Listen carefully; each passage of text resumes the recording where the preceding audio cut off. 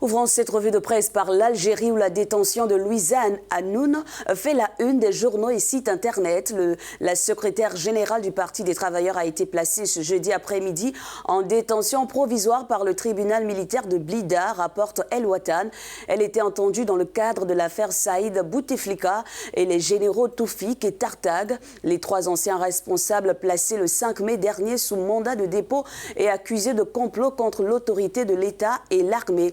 Dans un communiqué, le Parti des travailleurs a qualifié la mise en détention de Mme Hanoun de dérive gravissime, un acte de criminalisation de l'action politique indépendante et l'expression d'une volonté de mise au pas des militants et activistes par le pouvoir. De fait, conclut El Watan.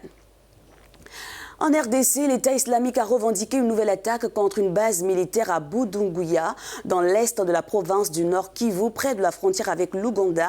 Selon Congo Actu, c'est la troisième fois que l'EI revendique cette attaque qui a fait plusieurs blessés dans les rangs des soldats congolais.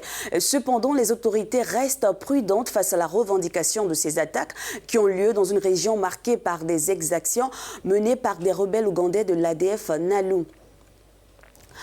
On termine par le Gabon avec cette interrogation d'Afrique.com. Ali Bongo est-il atteint de cécité depuis l'accident vasculaire cérébral? Les apparitions du chef de l'État gabonais sont rares. Dans une récente vidéo postée par les services du palais de Libreville, le dirigeant n'arrive pas à localiser la main de ses vis-à-vis pour espérer la serrer, ajoute le site, avant de conclure que la crise ayant lieu dans le cortex visuel primaire qui enregistre les informations visuelles, le manque d'oxygénation sanguine a pu endommager les neurones actifs de cette zone.